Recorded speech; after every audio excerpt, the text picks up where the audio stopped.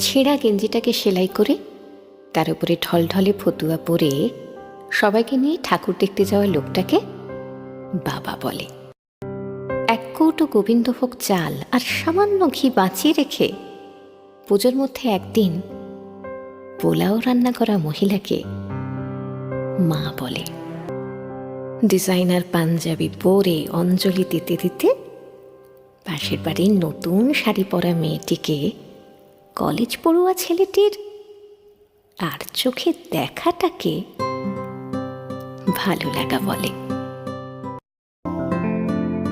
আর এই চিত্রকল্পগুলোকে একসাথে সাজিয়ে নিলে যেটা তৈরি হয়, বাঙালিরা এক কথায় তাকে দুর্গাপুজো বলে।